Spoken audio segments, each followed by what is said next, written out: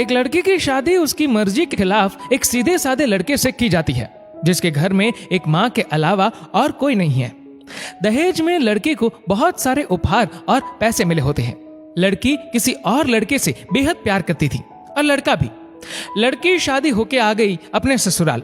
सुहागरात के वक्त लड़का दूध लेके आता है तो दुल्हन सवाल पूछती है अपने पति से। एक पत्नी की मर्जी के बिना पति उसको हाथ लगाए तो उसे बलात्कार कहते हैं या हक। पति ने कहा, आपको इतनी लंबी और गहरी जाने की कोई जरूरत नहीं है, बस दूध लाया हूं, पी लीजिएगा, हम सिर्फ आपको शुभ रात्रि कहने आए थे, कह के कमरे से निकल जाता है। लड़की मन मारकर रह जाती है क्योंकि लड़की चाहती थी कि झगड़ा हो ताकि मैं इस गवार से पीछा छुड़ा सकूं। है तो दुल्हन मगर घर का कोई भी काम नहीं करती, बस दिन भर ऑनलाइन रहती और न जाने किस किस से बातें करती। मगर उधर लड़की की माँ बिना शिकायत के दिन भर चूल्हा चौका से लेकर घर का सारा काम करती, मगर हर पल अपने होठों पर मुस्कुराहट लेके फिरती। लड़का एक कंपनी में छोटा सा मुलाजिम है और बेहद ही मेहनती और ईमानदार। करीब महीने भर बीत गए मगर पति पत्नी अब तक साथ नहीं सोए। वैसे लड़का बहुत शांत स्वभाव वाला था, इसलिए वह ज्यादा बातें नहीं करता था। बस खाने के वक्त अपनी पत्नी से पूछ लेता था कि कहाँ खाओगी, अपने कमरे में या हमारे साथ। और सोने से पहले डायरी लिखने की आदत थी जो वह हर रात को लिखता था। ऐसे लड़के के पास एक स्कूटी था। वह रोज बाहर जाती थी, पति के ऑफिस जाने के बाद और पति के वापस लौटते ही आ जाती थी। छुट्टी का दिन था, लड़का भी घर पे ही था, तो लड़की ने अच्छे भले खाने को भी गंदा कह के माँ को अपशब्द बोल के खाना फेंक देती है। मगर वह शांत रहने वाला उसका पति अपनी पत्नी पर हाथ उठा देता है, मगर माँ अपने बेटे को बहुत डांटती है। इधर लड़की को बहाना चाहिए था झगड़े का जो उसे मिल गया था। वह पैर पटकती हुई स्कूटी लेके निकल पड़ती है। लड़की जो रोज घर से बाहर जाती थी वह अपने प्यार से मिलने जाती थी।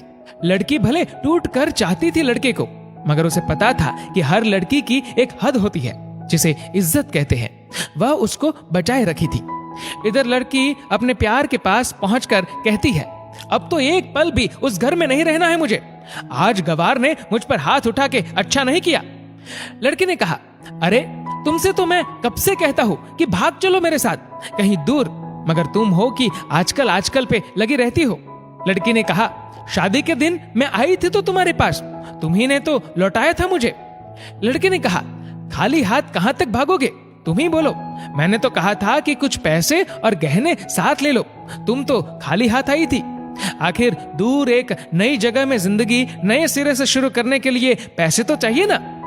लड़की ने कहा, तुम्हारे और मेरे प्यार के बारे में जानकर मेरे घर वालों ने बैंक के पासबुक, एटीएम और मेरे गहने तक रख लिए थे, तो मैं क्या लाती अपने साथ। हम दोनों मेहनत करके कमा भी तो सकते थे। लड़के ने कहा, चलाकर इंसान पहले सोचता है और फिर काम करता है। खाली हाथ भागते तो ये इश्क का भूत 2 दिन में उतर जाता, समझी। और जब भी तुम्हें छूना चाहता हूं, बहुत नखरे हैं तुम्हारे, बस कहती हो शादी के बाद। लड़की ने कहा, हाँ शादी के बाद ही अच्छा होता है ये सब, और सब तुम्हारा तो है। मैं आज भी एक कुंवारी लड़की हूं, शादी करके भी आज तक उस गवार के साथ सो न सकी, क्योंकि तुम्हें ही अपना पति मान चुकी हूं। बस तुम्हारे नाम के सिंदूर लगानी बाकी है, बस वह लगा दो, सब कुछ तुम अपनी मर्जी से करना।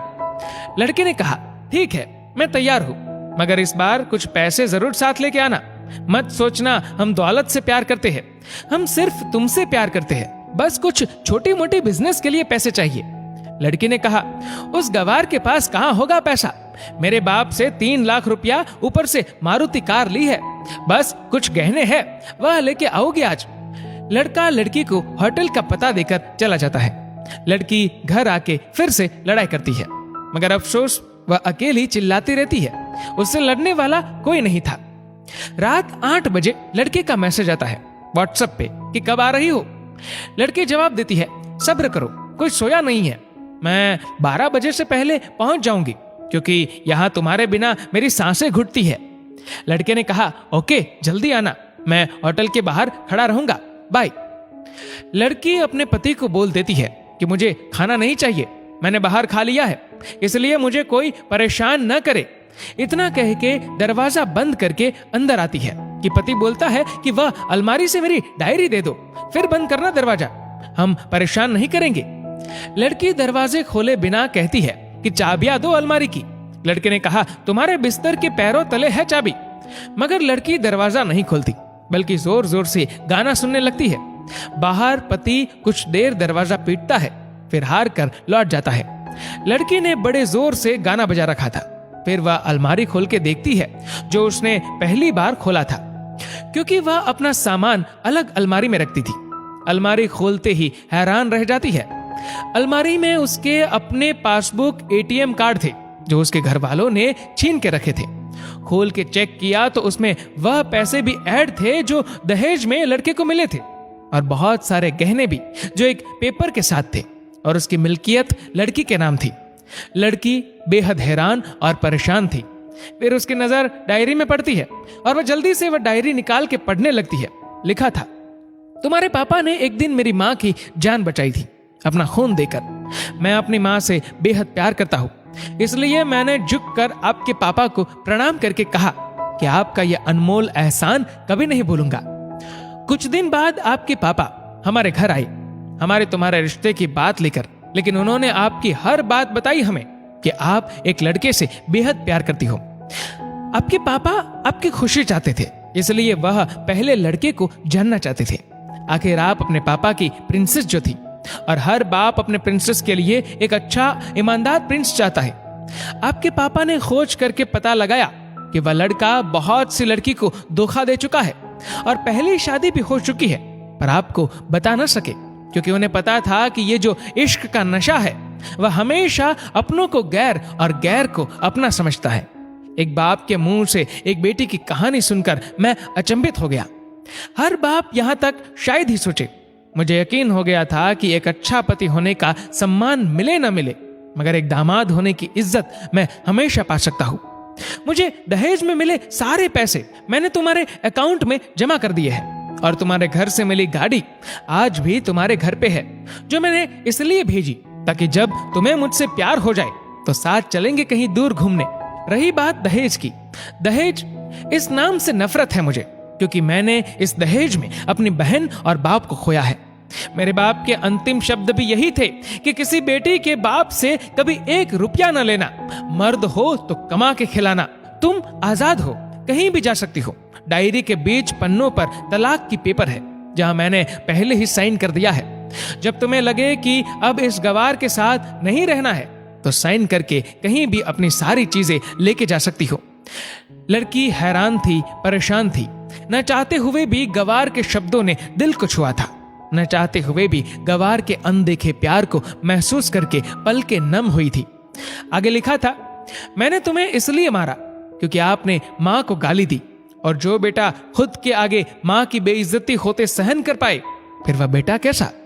कल आपके भी बच्चे होंगे, चाहे किसी के साथ भी हो, तब महसूस होगी माँ की महानता और प्यार।